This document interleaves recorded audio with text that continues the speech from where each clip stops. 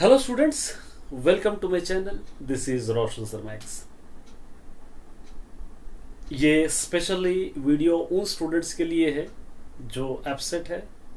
मुझको भी इस बात का एहसास है, इस बात की तकलीफ है कि आप किस दौर से गुजर रहे होंगे। दो यहाँ पर सिचुएशंस है। एक सिचुएशन वो है बहुत खुश हो रहे हैं स्टूडेंट जो पास हुए, एक सिचुएशन वो है जो स्टूडेंट फेल हुए हैं, वो लोग थोड़ा डिप्रेशन में भी है, टेंशन में भी है। चलिए कुछ मोटिवेट कर देता हूँ इस वीडियो के थ्रू, शायद कुछ आपका भला हो जाए। इस वीडियो को आगे बढ़ने से पहले आप सभी से निवेदन है, अगर नए हैं तो इस चैनल को सब्सक्राइब कर लीजिए, साथ ही बेल आइकन को प्रेस कीजिए ताकि एजुकेशन से रिलेटेड हर वीडियो तुरंत आप तक मिलता रहे। माय डियर स्टूडेंट्स, ये हमारा लाइफ का आखिरी एग्ज़ाम नहीं है। जो स्टूडेंट्स फेल हुए हैं उन स्टूडेंट्स के लिए ये हमारी लाइफ यहीं पर ख़त्म नहीं है। हमको और बहुत सारे लाइफ आगे बढ़ना है। इस तरीके के दिक्कतें, इस तरीके के ठोकरें और हमको मिलते रहेंगे। जितना हमको ठोकर लगेगा, जितने दिक्कत आएंगी, उतने ही स्ट्रांग हमको बनना है। मैं समझ सकता हूँ आपने बहुत मेहनत किया है, एग्ज़ाम भी अच्छे आप लिखे हैं, लेकिन फिर भी आपको मार्क्स नहीं आए। पता नहीं ऊपर वाले को क्या मंजूर था, क्योंकि हर काम ऊपर वाले के मर्ज़ी से होता है। और मैं ये भी समझ सकता हूँ कि आप बहुत तकलीफ में होंगे, क्योंकि एक साल आपको इंतज़ार करना पड़ेगा। लेकिन यही आखिरी आपके लाइफ की सुबह नहीं है। सुबह कल और होगी, परसों भी होगी। इसके लिए आपको फिर दोबारा उठ खड़े होना है और जो आप करना है उसको कर गुजारना है। अब जो पास्ट हो गया भूल जाइए, क्योंकि अगर आप सोचते रहेंगे इसके बारे में ही या यही लेकर आप बैठेंगे तो कुछ भी हम कर नहीं सकते। ना ही अब मिड एग्ज़ाम होगा। सिर्फ एक ही ऑप्शन आपके पास बचा रहेगा, वो ऑप्शन है आप अपने पेपर से रिकरेक्शन को अप्लाई कर सकते हो, अगर आप एग्ज़ाम अच्छे से लिखे होंगे तो। अगर आपको कॉन्फिडेंस है कि हमने एग्ज़ाम अच्छा लिखा है तो आप ज़रूर रिकरेक्शन को अप्लाई कीजिए। अगर नहीं, आपका एग्ज़ाम अच्छा नहीं गया है तो आप नेक्स्ट ईयर के लिए तैयारी कीजिए। अभी आपके पास टाइम, बहुत टाइम है। उस टाइम में जो सब्जेक्ट आपने फेल हुआ है वो सब्जेक्ट के लिए कोशिश कीजिए, वो सब्जेक्ट को पढ़ने की कोशिश कीजिए, वो सब्जेक्ट को अच्छी तरह ग्रिप और कॉन्फिडेंस लाने की कोशिश कीजिए।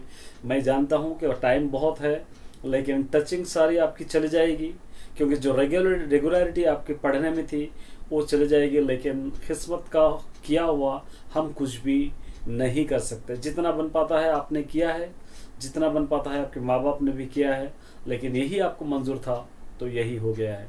लेकिन यही आखिरी एग्ज़ाम नहीं है, ऐसे बहुत सारे एग्ज़ाम्स आते जाएंगे। हर जो आप लोग देखेंगे, बड़े बड़े आदमी, जो बड़े बड़े लोग हैं आज, वो लोगों की बायोग्राफी पढ़ेंगे तो हर इंसान कहीं ना कहीं फेलियर से सक्सेस बन चुका है। उन सभी चीज़ों को हम इंस्पिरेशन लेते हुए आगे बढ़ना है, ना ही हम जो पास्ट गुजर चुका है उसके बारे में आपको सोचने की ज़रूरत है। हाँ, मैं जानता हूँ आप लोग सोच रहे होंगे कि हम दिन में क्या करें, एक साल तक हम किस तरह रहे। तो आपको बहुत सारे कोर्सेस अवेलेबल है मार्केट में। पैरामेडिकल कोर्सेस के कोर्सेस है, या कंप्यूटर कोर्सेस है, स्पोकन इंग्लिश के कोर्सेस है, या सर्टविन में है। इस तरह छोटे छोटे कोर्सेस कर कर अपने आप को इस एजुकेशन से जोड़े रखिए और एजुकेशन से आप कंटिन्यू कीजिए। अगर आप आगे अच्छी लाइफ बनाना चाहते हैं, या आगे आपको पढ़ने का एम है या पढ़ने का टारगेट है, तो आप स्टडी से कनेक्ट रहिए। ऐसा ना हो कि एक साल में हम जितना पढ़े हैं सारा भूल गए, फिर एक सब्जेक्ट का एग्ज़ाम लिखे, जब इंटर में जाएंगे तो कुछ भी हमको नहीं आ रहा है। तो ये सारे चीज़ों को आपको ध्यान में रखते हुए करना है। और जो पेरेंट्स अपसेट है उन पेरेंट्स से भी मेरा रिक्वेस्ट है कि अपने बच्चों को हिम्मत दीजिए और कोशिश कीजिए कि अपने बच्चों को सेटिस्फाई करने की। मैं जानता हूँ आप भी बहुत तकलीफ़ में होंगे। एक साल मामूली नहीं होता है, क्योंकि जितने साल से वो लोग पढ़े हैं यहाँ पर आकर फेल हुए हैं। तो मैं सिर्फ इतना ही कह सकता हूँ, आप सभी से रिक्वेस्ट भी कर सकता हूँ, निवेदन भी कर सकता हूँ कि हिम्मत मत हारिए और हिम्मत हारना नहीं, क्योंकि बहुत सारी लाइफ आपके पास पड़ी हुई है, बहुत सारे मौके आपको मिलेंगे और इस तरीके के हर मौके का फ़ायदा उठाते हुए आपको आगे बढ़ना है। क्योंकि स्ट्रांग आपको बनना है, अपने पेरेंट्स को भी स्ट्रांग रखना है। जो पास्ट हो गया, कहाँ पर आप मिस्टेक किए हैं, किस वजह से आप फेल हुए हैं, वो मिस्टेक्स को दुरुस्त करते हुए, उस मिस्टेक को रेक्टिफाई करते हुए हमको आगे बढ़ना है। अब आपके एग्ज़ाम्स मार्च में होंगे, तब तक 5, 6, 7 मंथ्स अभी बचे हुए हैं। सब्जेक्ट भी आपके पास कम होगा, 1, 2, 3 सब्जेक्ट कुछ भी होंगे। कोई 1 सब्जेक्ट में फेल है, कोई 2 सब्जेक्ट में फेल है, कोई 3 सब्जेक्ट में फेल है, कोई 4 सब्जेक्ट में फेल है, तो बर्डन कम होगा। कोशिश कीजिए कि इस बार किसी तरह पास होना है। ठान लीजिए, एक माइंड बनाइए कि हमको कैसे भी पास होना ही है। अगर जो गलती इस बार दोहराए हैं, वो गलती आगे नहीं दोहराना है। स्ट्रांग बनिए, अपने आप को स्ट्रांग रखिए। मैं समझ सकता हूँ आप किस सिचुएशन से गुजर रहे हैं, क्योंकि सबसे पहले हमको एजुकेशन सही से नहीं हुआ लास्ट टाइम। कोविड की तरफ से बहुत सारे डिस्टर्बेंस हुए हैं और बहुत सारे ख्यालात ये भी थे कि एग्ज़ाम्स होंगे या नहीं होंगे, ये भी हम सोच रहे थे। फाइनली गवर्नमेंट एग्ज़ाम्स कंडक्ट करी है।